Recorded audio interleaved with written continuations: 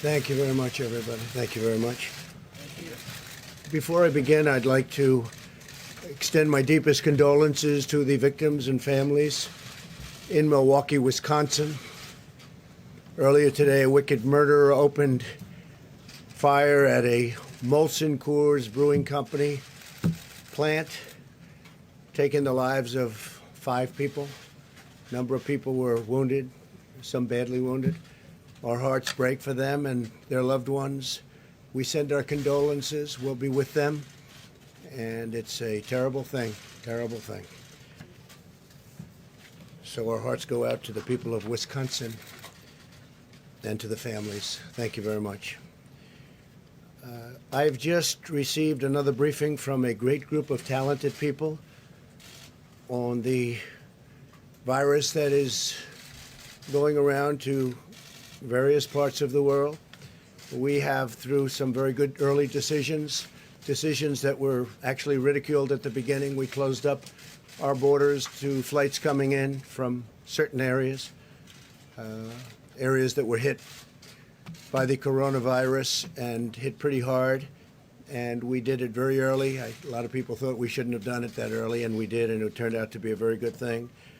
And the number one priority from our standpoint is the health and safety of the American people, and that's the way I viewed it when I made that decision.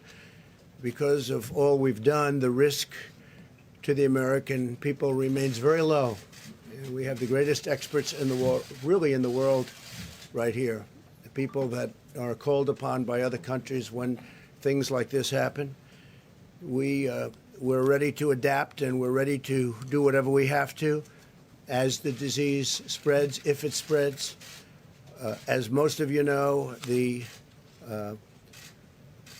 level that we've had in our country is very low, and those people are getting better, or we think that in almost all cases, the better are getting. We have a total of 15.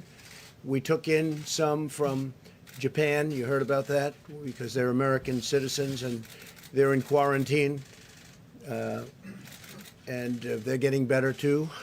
But we felt we had an obligation to do that. It could have been as many as 42, and we found that it was just an obligation we felt that we had. We could have left them, and that would have been very bad, I think, American people.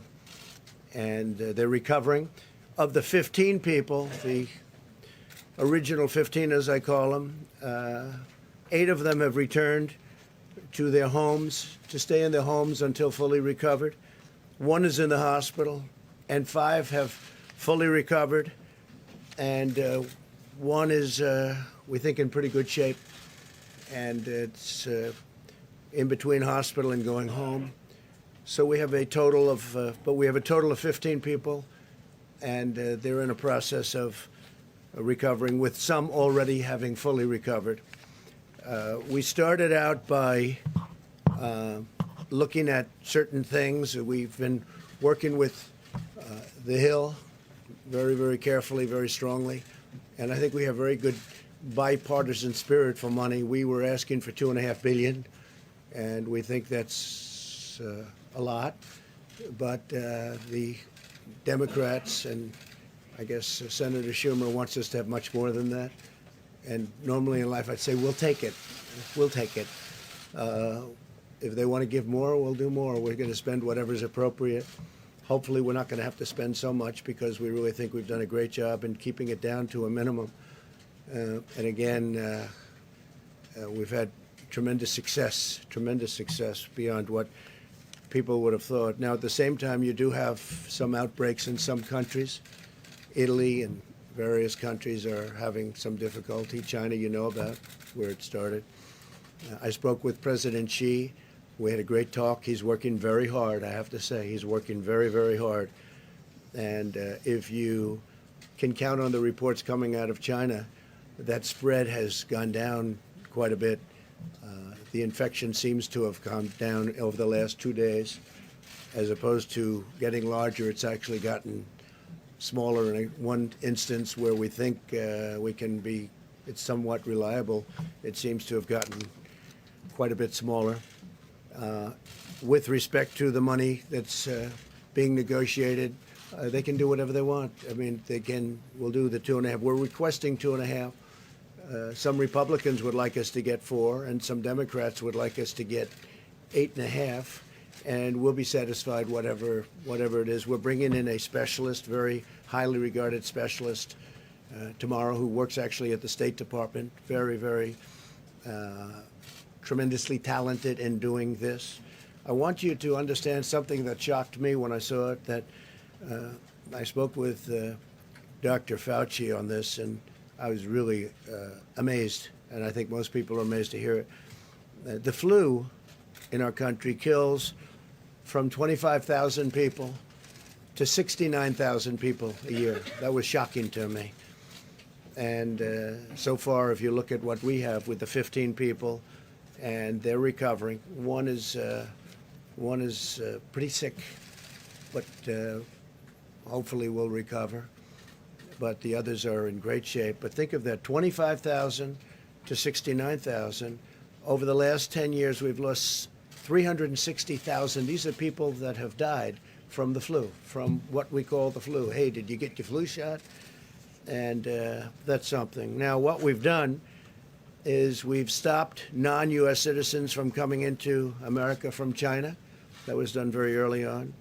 We're screening people, and we have been at a very high level, screening people coming into the country from infected areas.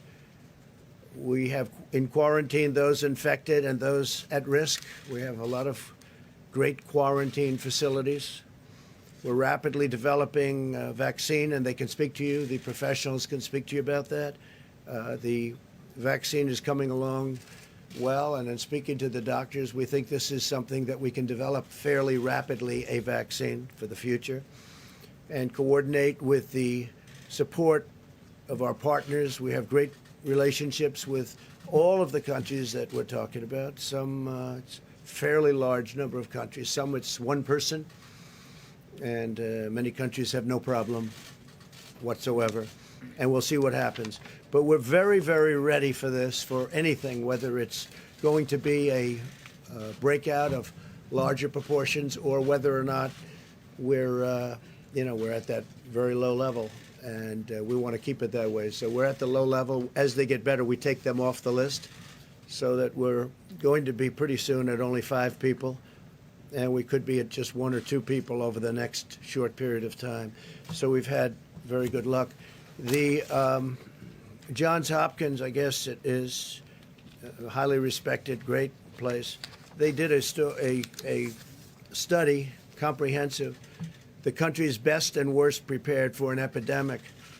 And the United States is now, we're rated number 1. We're rated number 1 for being prepared. This is a list of different countries. I don't want to get in your way, especially since you do such a good job. This is a list of the different countries. The United States is rated number 1, most prepared. United Kingdom, Netherlands, Australia, Canada, Thailand, Sweden, Denmark, South Korea, Finland. This is a list of the best rated countries in the world by Johns Hopkins.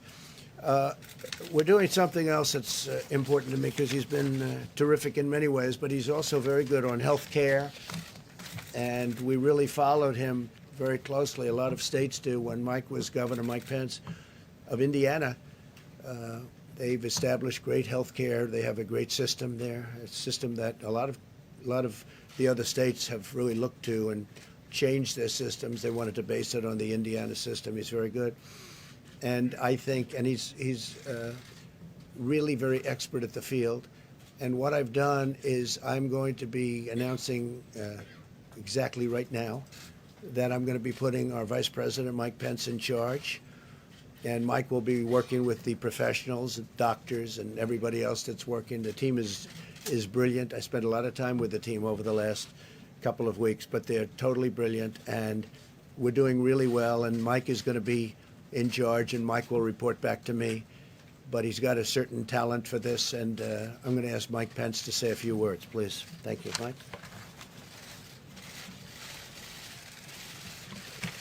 Thank you, Mr. President.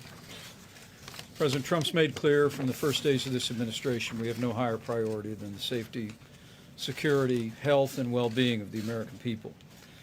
And from the first word of an outbreak of the coronavirus, the President took unprecedented steps to protect the American people from the spread of this disease. He recounted those briefly, but the establishment of travel restrictions, aggressive quarantine effort of Americans that are returning, the declaration of a public health emergency, and establishing the White House Corona Task Force are all reflective of the urgency that the President has brought to a whole-of-government approach.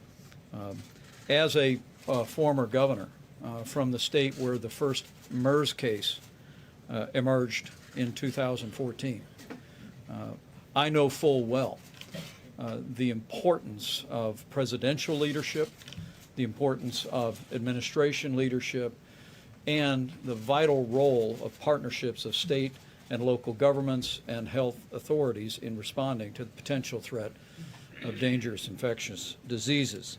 And I look forward, Mr. President, to serving in this role and bringing together all the members of the Corona Task Force that you've established, HHS, CDC, DHS, the Department of Transportation, and State.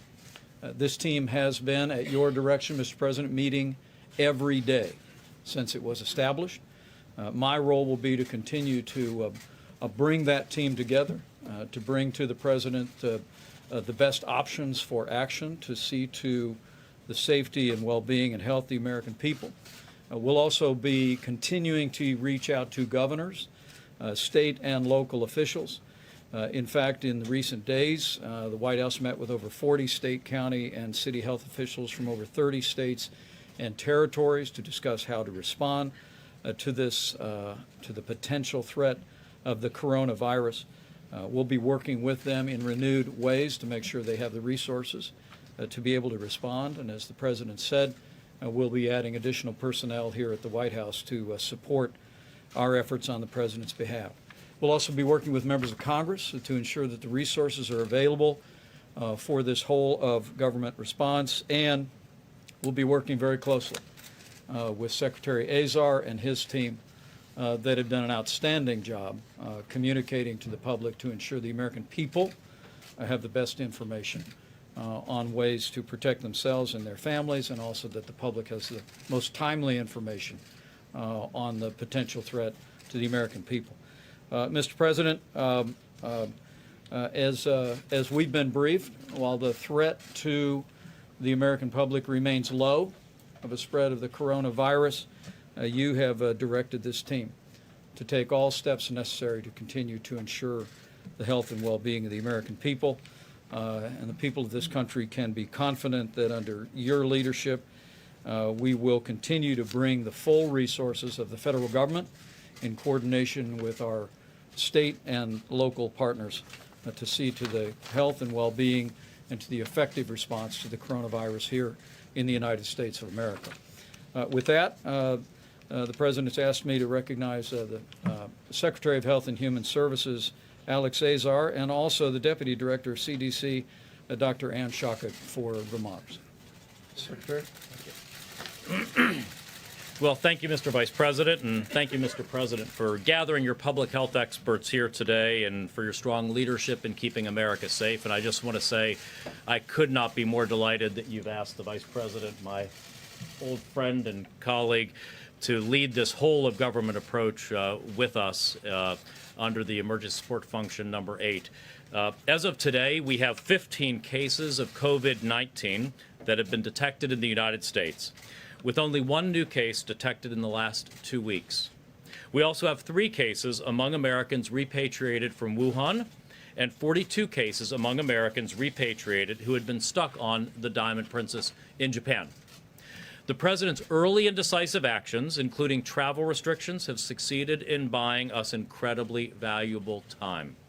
This has helped us contain the spread of the virus, handle the cases that we have, and prepare for the possibility that we will need to mitigate broader spread of infections within the United States. The President's actions, taken with the strong support of his scientific advisors, have proven to be appropriate, wise, and well calibrated to the situation. We're grateful for the hard work that healthcare workers, first responders, communities, and state and local leaders have put into the response so far. Because of this hard work and the President's leadership, the immediate risk to the American public has been and continues to be low. Our containment strategy has been working. At the same time, what every one of our experts and leaders have been saying for more than a month now remains true. The degree of risk has the potential to change quickly, and we can expect to see more cases in the United States. That is why we've been reminding the American public and our state, local, and private sector partners that they should be aware of what a broader response would look like. CDC has recommended that the American public, and especially state and local governments, businesses, and other organizations, should refresh themselves on how they would respond in the event that the situation worsens. We're encouraging Americans to learn what future steps might be necessary to keep themselves and their communities safe. Knowing these potential steps now can help keep the risk to you and your community low. Americans can find useful information at cdc.gov/COVID, COVID-19. And we're working closely with government and private sector partners to educate them about preparedness. Finally, we've begun working with Congress to secure the funding that we need. There are 5 major priorities in the White House request to Congress that the White House made on Monday. These priorities are: first, expanding our surveillance network; second, support for state and local governments work; third and fourth, development of therapeutics and vaccines; and fifth, manufacturing and purchase of personal protective equipment like gowns and masks. As chairman of the President's Coronavirus Task Force, I'm committed to providing regular updates from our coordinated interagency process. We've had our top public health leaders, like those joining me here today, speaking to the media many times per day to inform the American public.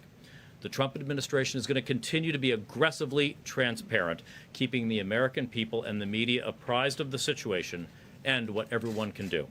With that, I'm going to hand things over to Dr. Ann Schuchat.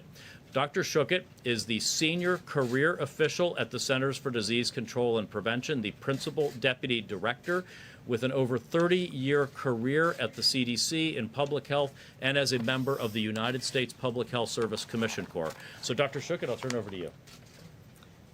Thanks so much, Mr. Secretary. As you know, this has been a difficult and challenging time, and our hearts go out to the individuals who have been directly affected by the virus and to all those who have been working tirelessly in responding to it. Our aggressive containment strategy here in the United States has been working and is responsible for the low levels of cases that we have so far. However, we do expect more cases. And this is a good time to prepare. As you heard, it's the perfect time for businesses, healthcare systems, universities, and schools to look at their pandemic preparedness plans, dust them off, and make sure that they're ready. And we have lots more information at the CDC's website and in partnership on how to do that. But it's also a really good time for the American public to prepare and for you to know what this means for you. The coronavirus that we're talking about is a respiratory virus. It's spread in a similar way to the common cold or to influenza. It's spread through coughs and sneezes. And so those everyday sensible measures that we tell people to do every year with the flu are important here. Covering your cough, staying home when you're sick, and washing your hands. Tried and true, not very exciting measures, but really important ways that you can prevent the spread of respiratory viruses. So the trajectory of what we're looking at over the weeks and months ahead is very uncertain, but many of the steps that we have taken over the past 15 years to prepare for pandemic influenza and our experience going through the 2009 H1N1 pandemic of influenza remind us of the kinds of steps that our healthcare system, our businesses, our communities and schools may need to take. We're in this together, all of government, the public and the private sector, and the CDC wants to make sure you have the best information available every day. Thank you.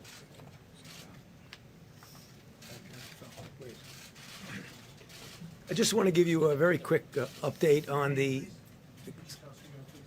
My name is Dr. Tony Fauci. I'm the director of the National Institute of Allergy and Infectious Diseases at NIH. Just a very quick update on the countermeasure development in the form of vaccines and therapeutics.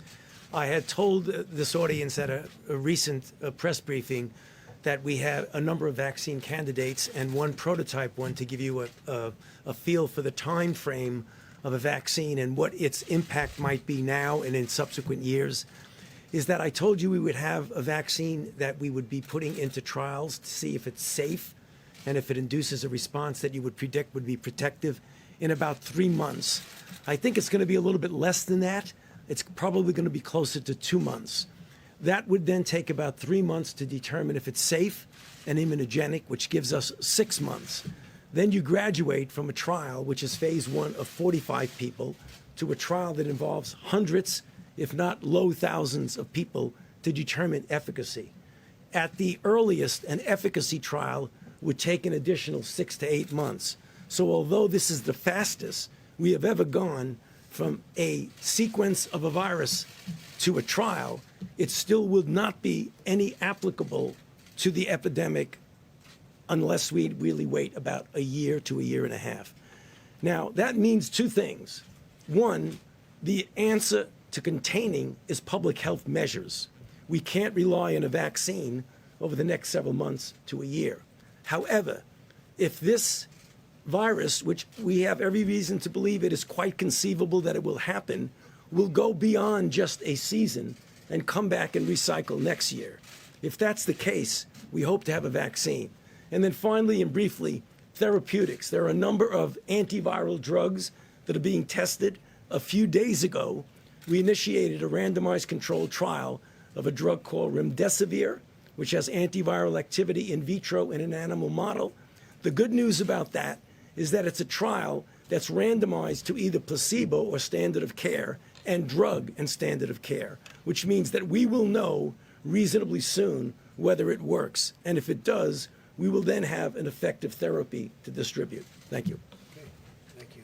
Go ahead, please. Thank you very much, Mr. President. First of all, you have just come from a long and busy trip from India. And Great country.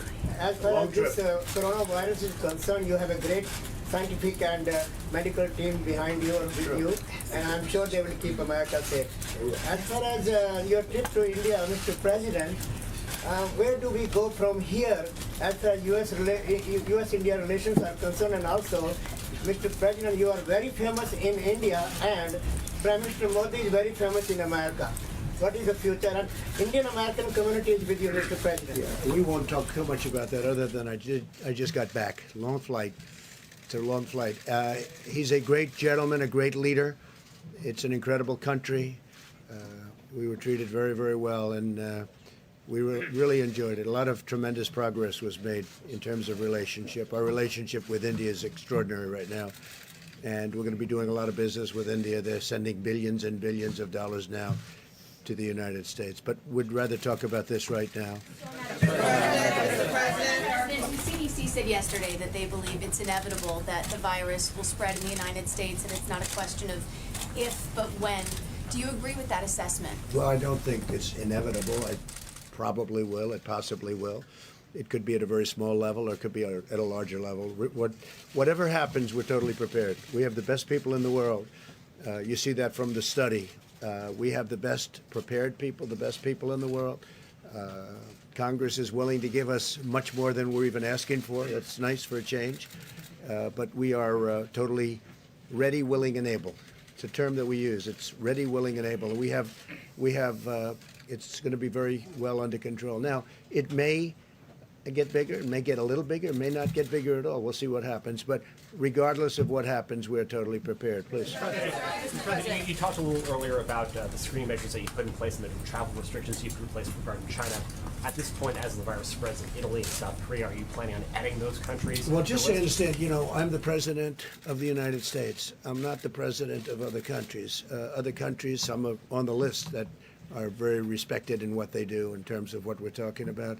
but I really want to be responsible for this country if it means placing a very strong situation on the border so people can't come into our country from a country that is infected. We're doing that, and we've already done it with numerous countries.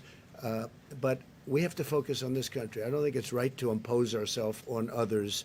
But if others aren't taking care or we think they're doing it incorrectly, we're dealing with World Health, and we have terrific people. And CDC does go around and help other countries, give them recommendations as what to do. But they're working on their countries, and we're working on our countries. And so far, from our standpoint, it's really worked out very well. Follow up on Steve's question. Can you clarify, are you considering restricting travel to and from South Korea, Italy, and other countries that have been affected At a by right this? time, we may do that. Right now, it's not the right time, but at a right time. And we are checking people as they come through, specifically for the problem that we're dealing with. So we're checking a lot of people if they're coming from South Korea's been hit pretty hard. Italy's been hit pretty hard. China is obvious what's happened in China. But again, the numbers seem to be leveling off and going down in China, which is very good news. So we'll see what happens. Please. White House has spent the day denying that they are going to appoint a czar to run point on the coronavirus response. Today, the Secretary Azar testified that he didn't think one was necessary and they were going to run it out of HHS. And you yourself have been downplaying this. So why are you now selecting the Vice President Well, to run Mike point is on not this? his vice president. He's in the administration. But I'm having everybody report to Mike. Mike's been very good, very adept. Anybody that knows anything about healthcare, they look at the Indiana model, and it's been a very great success. It's been a tremendous model in terms of healthcare, and this is really an offshoot of that. So this isn't a czar. I don't view Mike as a czar. Mike is part of the administration, but I'm having them report to Mike. Mike will report to me. They'll also be reporting in some cases to both. I'll be going to meetings quite a bit, depending on what they want to do and what message we want to get out. But we've done really an extraordinary job. When you look at a country this size, with so many people pouring in, we're the number one in the world for people coming into a country by far. And we have a total of 15 cases, many of which, almost much within a day, I will tell you, most of whom are fully recovered. I think that's really a pretty impressive mark. Now, we did take in 40 people that were Americans, and they're also recovering, but we brought them in, so I have a different group. But we felt we had an obligation to American citizens outside of the country that were trying to get back in. We thought it was very important. Mr. President, the stock market has taken a big hit over the past few days. What can you do about that? And if the CDC is right in saying that the spread is inevitable, are you going to be dealing with stock market issues and economy issues for some time to come? Well, I really think the stock market, of something I know a lot about, I think it took a hit maybe for two reasons. I think they look at the people that you watched debating last night and they say if there's even a possibility that can happen. I think it really takes a hit because of that. And it certainly took a hit because of this, and I understand that also because of supply chains and various other things and people coming in. But I think the stock market will recover. The economy is very strong. The consumer is the strongest it's ever been. Our consumers are incredible. They're incredible. That's why we're doing well and other countries have not. Even before the virus, we're doing great. Other countries have not been doing great. Our consumer is very, very strong, very powerful economically. Yeah, please. Mr. President, have you been presented any plans that would involve quarantining cities like we saw in China, and what would have to happen for you to take a We step do like have that? plans of on a much larger scale, should we need that. We're working with states. We're working with virtually every state. And we do have plans on a larger scale if we need it. We don't think we're going to need it, but, you always have to be prepared.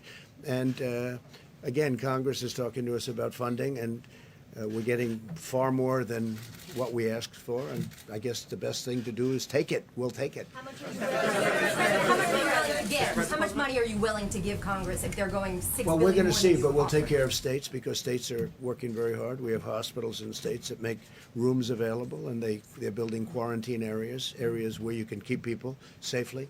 We're working really well with states. It's a very big part of it. So, my attitude, if Congress wants to give us the money so easy, wasn't very easy for the wall, but we got that one done.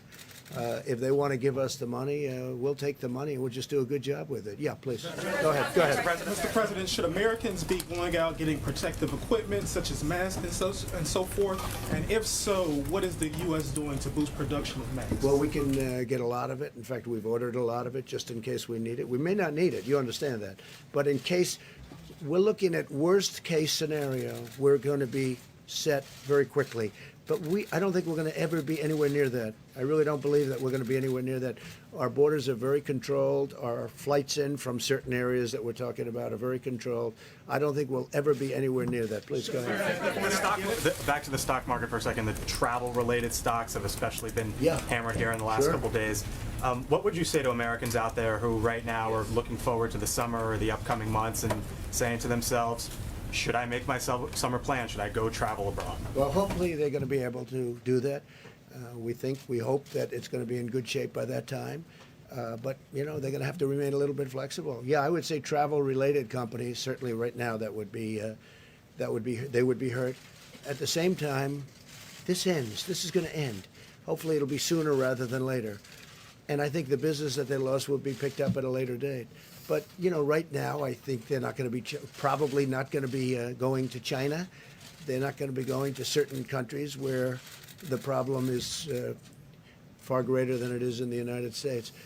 What it's going to do is keep people home, and they're going to travel to places that we have. We have it's the greatest tourism country in the world. So instead of leaving our country, leaving our shores, they'll stay here. And again, when you have 15 people, and the 15 within a couple of days is going to be down to close to zero, that's a pretty good job we've done. What is your response to Speaker Pelosi, who said earlier today that you don't know what you're talking about the coronavirus? I'm also wondering if you want to address critics who say you can't be trusted about what your administration is saying. Sure. I think Speaker Pelosi's incompetent. She lost the Congress once. I think she's going to lose it again. She lifted my poll numbers up 10 points. I never thought that I would see that so quickly and so easily. I'm leading everybody. We're doing great. I don't want to do it that way. It's almost unfair if you think about it. But I think she's incompetent, and I think she's not thinking about the country. And instead of making a statement like that, where I've been beating her routinely at everything, instead of making a statement like that, she should be saying we have to work together because we have a big problem potentially, and maybe it's going to be a very little problem. I hope that it's going to be a very little problem, but we have to work together. Instead, she wants to do that same thing with crying Chuck Schumer. He goes out and he says, the president only asked for $2.5 billion. He should have $8.5 billion. This is the first time I've ever been told that we should take more. Usually it's we have to take less. And we should be working together. He shouldn't be making statements like that because it's so bad for the country. And Nancy Pelosi, I mean, she should go back to her district and clean it up because it's the number one. If you look at percentage down, that was one of the finest in the world. And now you look at what's happening. And I'm just saying, we should all be working together. She's trying to create a panic. And there's no reason to panic because we have done so good. These professionals behind me and over here and over there and back here and in some conference rooms. I just left a group of 45 people that are the most talented people in the world. Parts of the world are asking us in a very nice way, can they partake and help them? So Nancy Pelosi shouldn't, and she knows it's not true. She knows all they're trying to do is get a political advantage. This isn't about political advantage. We're all trying to do the right thing. They shouldn't be saying, this is terrible, President Trump isn't asking for enough money. How stupid a thing to say. If they want to give us more money, that's okay. We'll take more money. Some Republicans think we should have more money, too. That's okay. We'll take more money. But they shouldn't demean the people that are on the stage who are the finest in the world. They're not demeaning me. They're demeaning the greatest healthcare professionals in the world and people that do exactly what we're talking about. Your campaign today sued the New York Times for an opinion piece. Yeah. Is it your opinion or is it your contention that if people have an opinion contrary to yours that they should be sued? Well, when they get the opinion totally wrong, as the New York Times did, and frankly, they've got a lot wrong over the last number of years. So we'll see how let that work its way through the courts. Right? No, if you read it, you'll see it's beyond an opinion. That's not an opinion. That's something much more than an opinion. They did a bad thing, and there'll be more coming. There'll be more coming. Crisis here. Tokyo will host a summer Olympics this July. Do you expect Tokyo will be? I hope so, because Shinzo Abe is a very good friend of mine. I love the people of Japan, and I hope it's going to be in good shape. As you know, you have a number of people in Japan who have been infected. I hear they're doing a very professional job, which doesn't surprise me at all. With Shinzo and with all of the people you have, I know Japan very well. I think they're going to handle it very well. It's a little tight. It's a little tight. They spent billions of dollars building one of the most beautiful venues I've ever seen. And your prime minister is very proud of it. I hope it's going to be fine. We hope it will. Thank you very much, Mr. President. The doctor at CDC just talked about dusting off preparedness plans. Right. But coming from you, it has more weight. Do you feel that U.S. schools should be preparing for a coronavirus spreading? I would think so, yes. I mean, I haven't spoken specifically about that with the various doctors, but I would think so, yes. I think every aspect of our society should be prepared. I don't think it's going to come to that, especially with the fact that we're going down, not up. We're going very substantially down, not up. But yeah, I think schools should be preparing and, get ready just in case. The words are just in case. We don't think we're going to be there. We don't think we're going to be anywhere close. And again, if you look at some countries, they are coming down. It's starting to go in the other direction. This will end. This will end. You look at flu season, I said 26,000 people. I never heard of a number like that. 26,000 people going up to 69,000 people, doctor, you told me before. 69,000 people die every year from 26 to 69, every year from the flu. Now think of that. It's incredible. So far, the results of all of this that everybody's reading about, and part of the thing is you want to keep it the way it is. You don't want to see panic because there's no reason to be panicked about. But when I mentioned the flu, I said, actually, I asked the various doctors, I said, is this just like flu?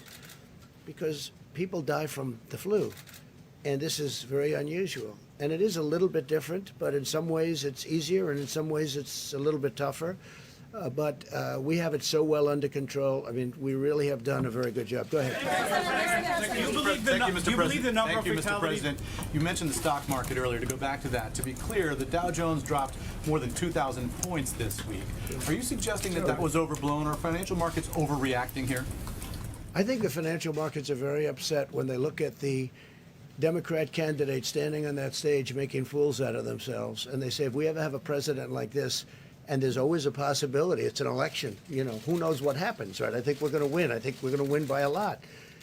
But when they look at the statements made by the people standing behind those podiums, I think that has a huge effect, yeah. Had to do with the coronavirus? No, I think it did. I think it did. But I think you can add quite a bit of sell-off to what they're seeing, because they're seeing the potential. Again, I think we're going to win. I feel very confident of it. We've done everything and much more than I said we were going to do. You look at what we've done. What we've done is incredible with the tax cuts and regulation cuts and rebuilding our military, taking care of our vets and getting them choice and accountability. All of the things we've done, protecting our Second Amendment.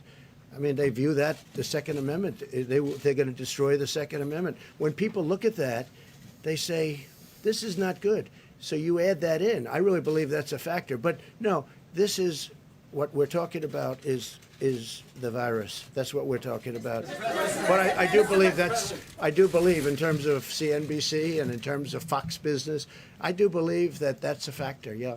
And I think after I win the election, I think the stock market's going to boom like it's never boomed before. Just like it did, by the way, after I won the last election.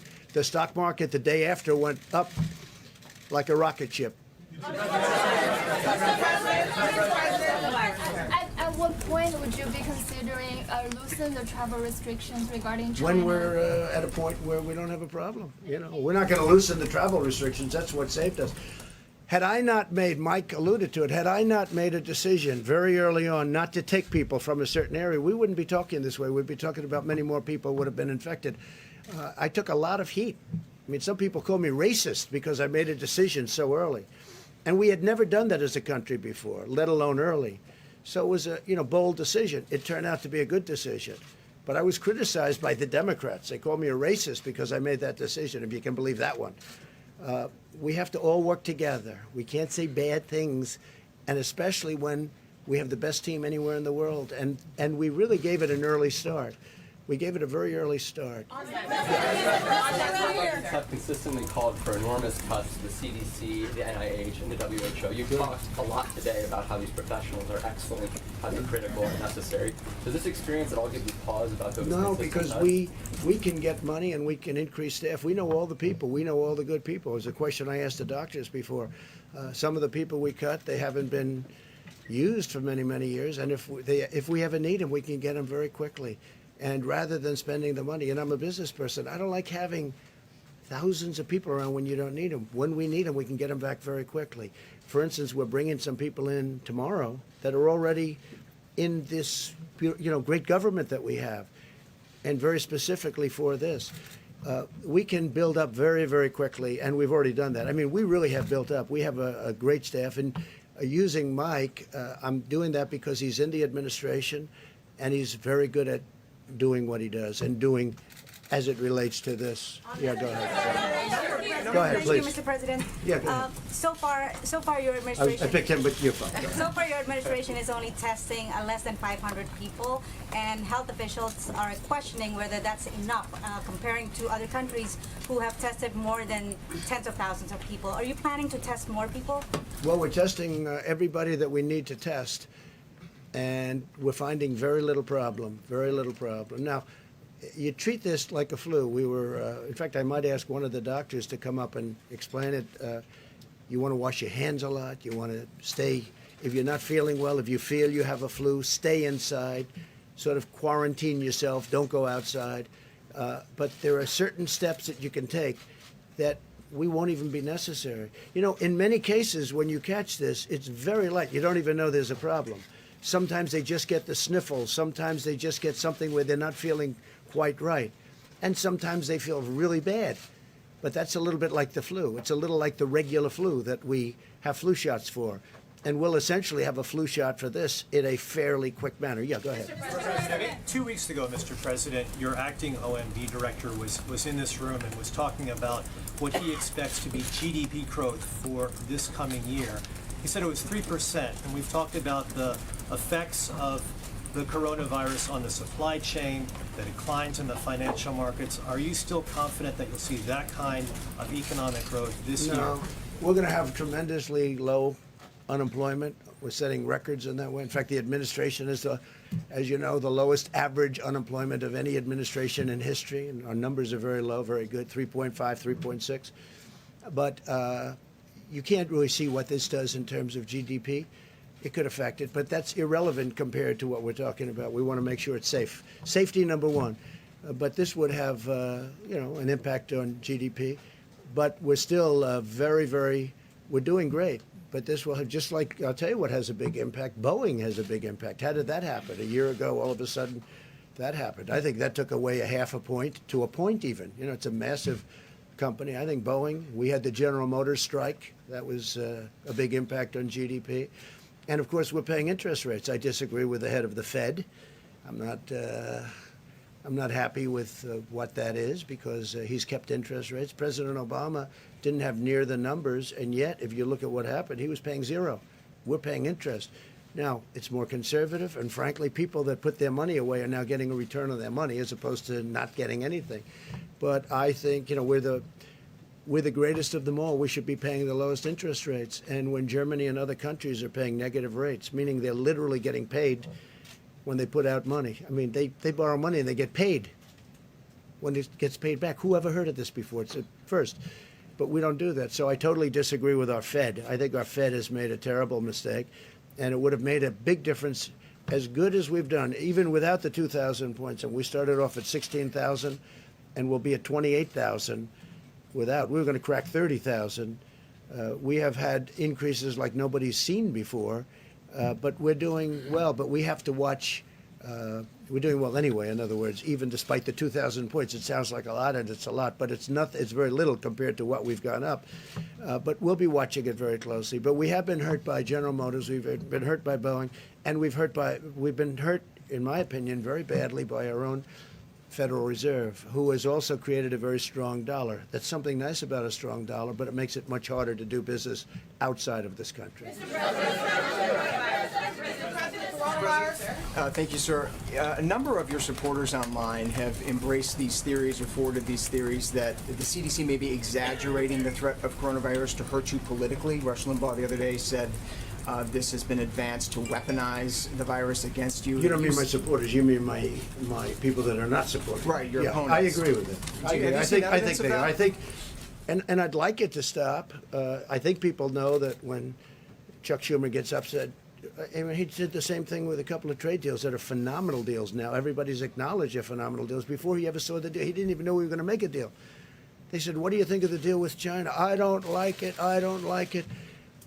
He talked about tariffs. I left the tariffs on, 25% on $250 billion. He said he took the tariffs off. He didn't even know the deal. And he was out there knocking it because that's a natural thing to say. But when you're talking about especially something like this, we have to be on the same team. This is too important. We have to be on the same team. Have you seen evidence that the CDC is trying to hurt you? That No, I don't think the officials- CDC is at all. No, they've been working really well together. Yeah.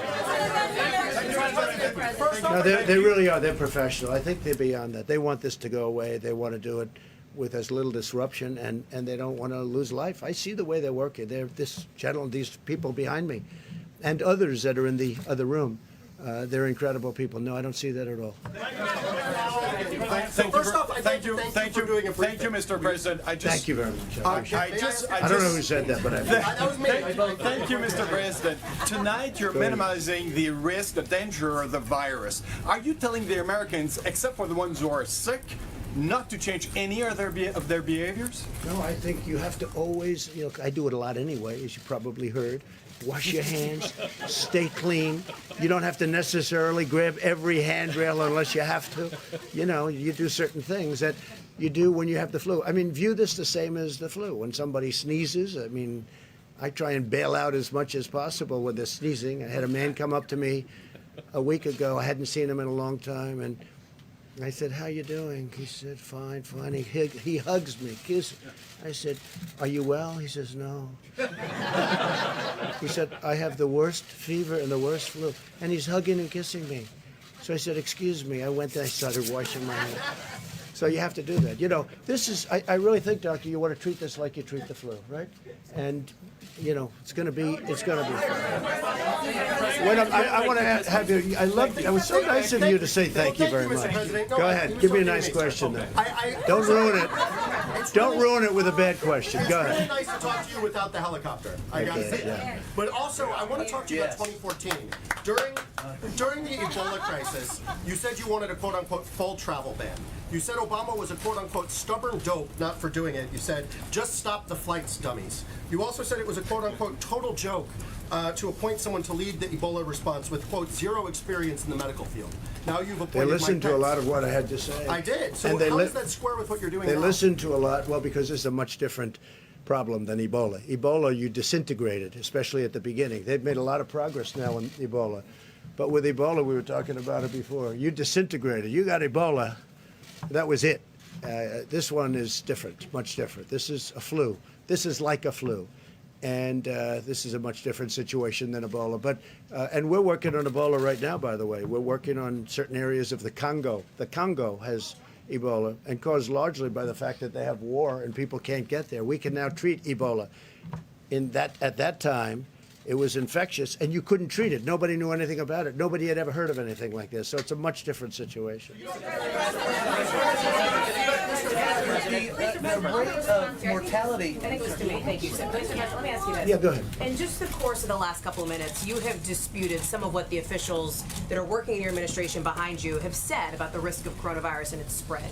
Do you trust your health officials to give you good information, or do you trust your own instincts more? I don't think I have. They've said it could be worse, and I've said it could be worse too. I also think, no, I don't think it's inevitable. I don't think it's inevitable. I think that we're doing a really good job in terms of maintaining borders, in terms of letting people in terms of checking people. And also, that's one of the reasons I'm here today, getting the word out so people they'll know. They're going to know. No, I don't think it's inevitable. I think that there's a chance that it could get worse. There's a chance it could get fairly substantially worse, but nothing's inevitable.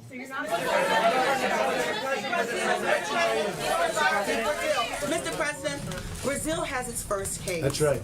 Brazil. Right, Brazil. Yeah. And you have many Americans now in Brazil for Carnival. What are your concerns, and what are the procedures and practices that you plan to implement as those Americans are trying to come back home? Yes, we've gotten very strong on people coming in from Brazil. Now, it only has one case. It's a big country, but it only has one case. But still, it's a case. We deal with Brazil very well. The president's a very good friend of mine. In fact, he ran on it's called Make Brazil Great Again. That's what he ran on. We get along very well. I know you're so thrilled to hear that. We get along very, very well. And we're working with Brazil, but we have much worse instances than Brazil. You know, you have Italy and you have other countries where they have much more than one person. They have one person right now, as of just a little while ago, one person in Brazil. But Italy is, you know, a deeper problem. And we're checking people coming in very, very strongly from those. And at some point, we may cut that off. You know, at some point, depending on what happens, we may cut certain additional countries off, like we've had to do with China. And we hope we can open it up to China as soon as possible. And we hope the numbers we've been getting, we hope the numbers that we've been getting are true on China, where it really has leveled off and started to go down. Because eventually, sometime, that's going to happen. Go ahead. Thank you very much. You've said repeatedly that you think the federal government is very prepared, that you're ready for this. Yep. But if you think that Secretary Azar is doing such a great job, why did you feel the need to make a change and put Vice President Mike Pence in charge of the federal response to this virus? Because, and I think Secretary Azar is doing a fantastic job. But he also has many other things. I mean, we're working on many, many things together. If you look at his schedule of what he's doing, including drug prices, and I think it's perhaps the most complicated job that we have in government. And I want him to be able to focus on that. And Mike is really good at it. They're going to work together. They're going to work very closely together. And they're both in the administration. I see them all the time. So it really works. This isn't a czar. This isn't going out and getting somebody that's never been in the administration. I have two people that are very talented. And it's something I feel good about. I don't want to spare the horses. I have very talented people. I want to use them on this because I want it to stay low or as low as possible. Thank you, Mr. President. I want to get to China. At the beginning of this outbreak, the Chinese Communist Party covered it up. That has been the general consensus of everyone. How can you now legitimately trust President Xi and the Chinese Communist regime, President Xi, and the Chinese Communist regime to be forthcoming and forthright with this pandemic? Well, I can tell you this. I speak to him. I had a talk with him very recently, and he is working so hard on this problem. He is working so hard, and they're very tough and very smart, it's a significant group of very talented people that are working. And they're calling up Dr. Fauci. They're calling up our people. We're dealing with them. We're giving them certain advice. We actually have, through World Health, we have them over there also, and we have a lot of our people making up that group that went over there. No, he's working very hard. It'd be very easy for me to say, you know, doesn't matter what I say, really. I can tell you, he is working. I had a long talk with him the other night.